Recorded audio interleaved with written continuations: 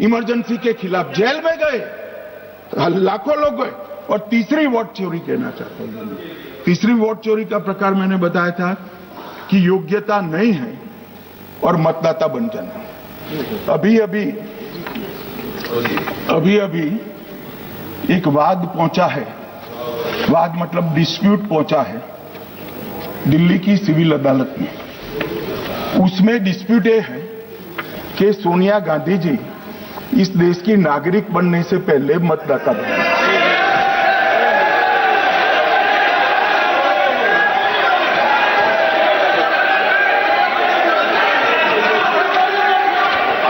आगे सुनो, बोल क्या रहे, पूरी बात तो सुनो।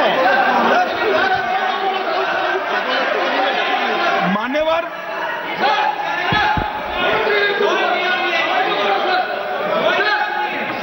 मैंने इतना ही कहा है कि अदालत में केस चल रहा है जो फैक्चुअल है।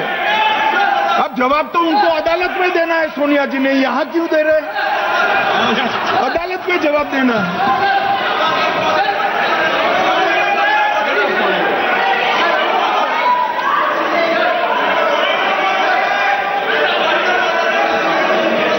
बीच के भाषण में पॉइंट ऑफ ऑर्डर नहीं होता। नहीं मुझे याद है जो माननीय सदस्य नहीं है, ये 352 ये रहा, 352 टेबल पे रहता है, मुझे वहां याद है 352। Sir, Home Minister is speaking about an issue which is pending in the court. Actually, what happened, sir?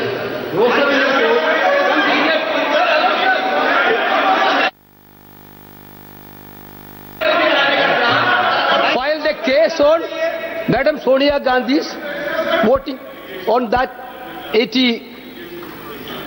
Sir, that Ross Avenue Court dismissed that case without, there is no substance in that Okay. case. After the same person Gandhi not even voted in that election. I am challenging Home Minister. Okay. Sonia Gandhi not even voted that election. Can you prove it? Can you prove it? Sir, misleading statement a Home Minister doing. Sir, you are, what is this, sir? एक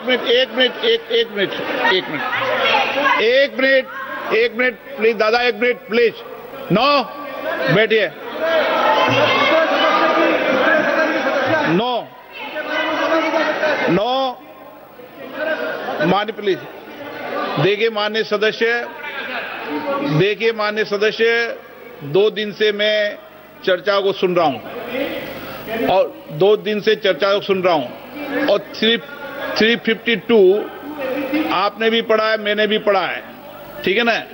कई बार इधर से भी उधर से भी इस विषय को कई बार बोला गया है। जब डिबेट चलती है उसके संदर्भ में कई विषयों को बोला जाता है, ठीक है ना। और इसीलिए सुनिए बात, माननीय गृह मंत्री जी ने, आपने आधी बात सुनकर हर 2-2 मिनट में उठने लगोगे, ऐसे चर्चा नहीं होती। आप उनकी पूरी बात को सुनिए, क्या संदर्भ था, उन्होंने कोई फैसला नहीं दिया है, उन्होंने एक जानकारी जो आई है वो जानकारी सदन के पटल पे रखी है। अब मुझे सुनिए तो, अब आपने एक मुद्दा खड़ा किया, मुझे जवाब तो देने दीजिए। मान्यवर, मैंने कुछ ऐसा नहीं कहा, मैंने सिर्फ इतना कहा है कि एक वाद दायर हुआ है दिल्ली की अदालत में। मैंने कोई कंक्लूजन नहीं कहा, मैंने कहा कंक्लूजन का, मैंने कोई कंक्लूजन नहीं कहा। कंक्लूजन तो जब उनका नोटिस का जवाब वो दे देगी तब अदालत देगी, तब फिर से बताऊंगा मैं। मगर अभी तो मैंने सिर्फ इतना कहा है कि वहां एक केस रजिस्टर्ड हुआ है जिसमें श्रीमती गांधी को नोटिस इश्यू किया है। इसमें इतने लाल पीले होने की जरूरत क्या है? मान्यवर, हम सबका साझा दायित्व है, हम भी विपक्ष में बैठे, हम चुनाव जितने जीते हैं इससे ज्यादा हारे हैं। हम लोगों का तो एक प्रकार से पौना जिंदगी ही विपक्ष में ही चला गया, चाहे राज्य हो या केंद्र हो। कई चुनाव हमारे, हमने चुनाव आयुक्त और चुनाव आयोग पर कभी आरोप नहीं लगाए। एक नया पैटर्न खड़ा, एक नया पैटर्न। मैं पूरा वाक्य नहीं बताना चाहता, श्रीमती ममता बनर्जी ने चुनाव आयोग पर आरोप लगाए, स्टालिन जी ने लगाए, बीडी सतीशन जी ने लगाए, श्री राहुल गांधी ने लगाए, मल्लिकार्जुन खड़गे जी ने लगाए, तेजस्वी यादव जी ने लगाए, अखिलेश यादव जी ने लगाए, वी शिवन कुट्टी ने लगाए, हेमंत सोरेन जी ने लगाए, भगवंत मान जी ने लगाए। अब पहले तो ऐसी परंपरा सिर्फ कांग्रेस पार्टी में थी, मगर संपर्क का दोष कहता होता है साहब, ये सारे इंडिया अलायंस वाले चुनाव आयोग के खिलाफ आए। मान्यवर, चुनाव आयोग एक तटस्थता से चुनाव कराने वाला संस्थान बनाएगा और इसकी मान्यता कोई पॉलिटिकल पार्टी ने नहीं दी, भाग और अनुच्छेदों के तहत हमारे संविधान ने दी और ये संवैधानिक प्रक्रिया है। ये संवैधानिक प्रक्रिया पर सवाल खड़े कर कर, अनर्गल आरोप कर कर आप पूरे चुनाव आयोग की एक प्रकार से पूरे दुनिया में इसकी छवि को धूमिल करने का काम कर रहे हैं। आपको लगता है कि आप सरकार की छवि धूमिल करें? ना जी, आप पूरी दुनिया में भारत के लोकतंत्र की छवि को धूमिल। मान्यवर, सरकार का तो इतना ही सवाल है, मान्यवर सरकार का तो इतना ही सवाल है कि भारत के मतदाता क्या सोचेंगे, मगर मतदाता का सोचने का सवाल नहीं है। मतदाता को तो मालूम है कि हमने तो वोट दिया है इसलिए चुनकर आए हैं, तो उसके मन में कोई डाउट नहीं है। ये वोट चोरी करते रहे, घुसपैठिया बचाओ यात्रा निकाली और बिहार में 2/3 बहुमत से हम जीते। मान्यवर, ये जो नई परंपरा शुरू हुई कि देश के अंदर चुनाव न जीते तो चुनाव आयोग को बदनाम करो, चुनाव प्रक्रिया को बदनाम करो, मतदाता सूची को बदनाम करो, ये हमारे लोकतंत्र का भला नहीं करेगी। यही आयुक्त के, यही सरकार के होते हुए आप कई चुनाव जीते, हम कुछ नहीं बोले, हम पार्टी में बैठकर इसकी मीमांसा की, मगर ये लोग चुनाव आयोग पर। प्लीज नो, आप बैठिए, आप ठीक है बैठिए। माननीय सदस्य प्लीज प्लीज। मान्यवर, मैं थोड़ी स्पष्टता के लिए आंकड़ा देना चाहता हूं। मई 14 में श्रीमान नरेंद्र मोदी इस देश के प्रधानमंत्री बने, तब से उनको आपत्ति है। तो एनडीए क्या क्या जीती? 3 लोकसभा चुनाव हम जीते, 41 राज्यों के विधानसभा चुनाव जीते, तो हम 44 विधानसभा टोटल चुनाव जीते हैं 2024 से 25 तक, मगर वो भी 30 चुनाव जीते हैं अलग अलग विधानसभा में, 30 जगह पे। अगर मतदाता सूची करेक्ट है तो क्यों शपथ लिया, क्यों चुनाव लड़ा? आप बताइए देश की जनता को। आप लोग यहाँ कैसे पहुंचे? श्री राहुल गांधी जहां से चुनकर आए थे, वो वायनाड की मतदाता सूची में भी मेरी पार्टी ने प्रेस कॉन्फ्रेंस कर इसी प्रकार की डिस्क्रिपेंसी को बताया है। इसका जवाब नहीं देते।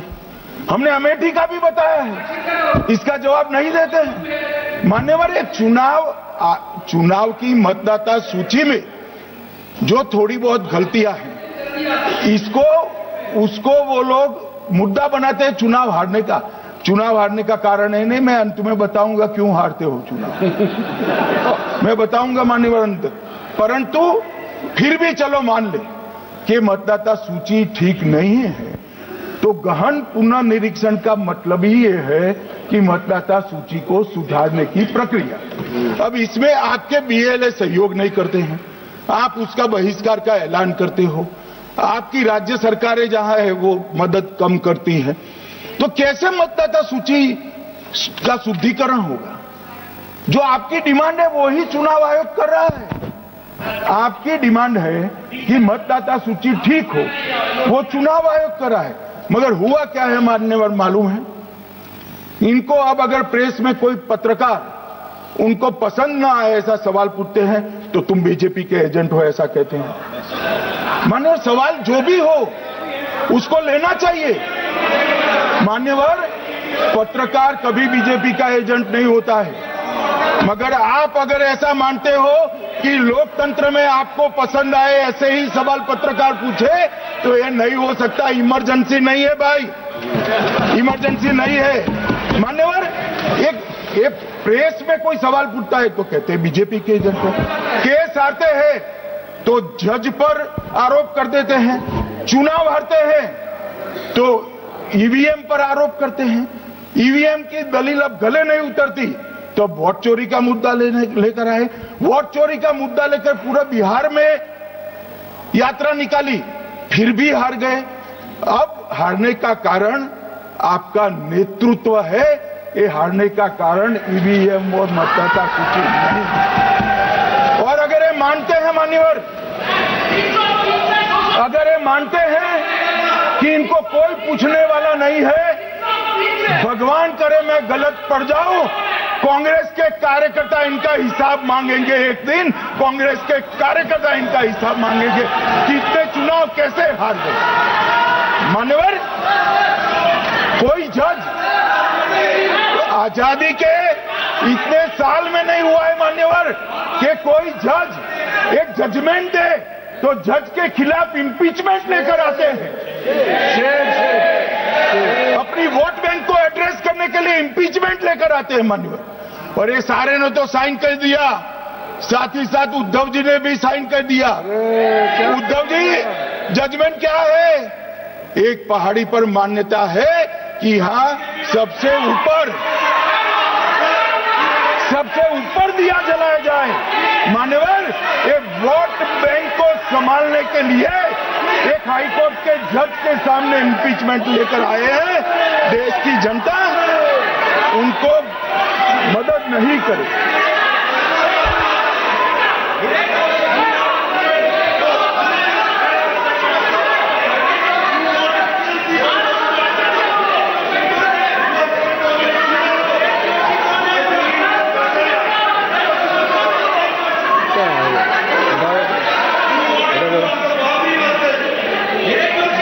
प्लीज नो, माननीय गृह मंत्री जी। गौरव जी बैठ जाइए, नया मुद्दा शुरू हो रहा है। प्लीज, अरे भैया प्लीज मेरी बात सुनो ना। माननीय गृह मंत्री जी, माननीय गृह मंत्री जी, माननीय गृह मंत्री जी, नया मुद्दा शुरू हो रहा है, फिर से खड़ा होगा होना। आप बैठ जाइए प्लीज। नो नो, ये तरीका नो। मणिकम जी प्लीज बैठिए। नो, ये तरीका ठीक नहीं है। प्लीज बैठे। हर आपको ज्यादा समस्या है क्या हर 2 मिनट में खड़े होने की? हर 2 मिनट में खड़े होने की समस्या है क्या आप लोगों को? बैठिए, ऐसे नहीं चलेगा। मान्यवर, 2014 के बाद अरे दादा ये भी बैठ गए, अब बैठ जाओ। मान्यवर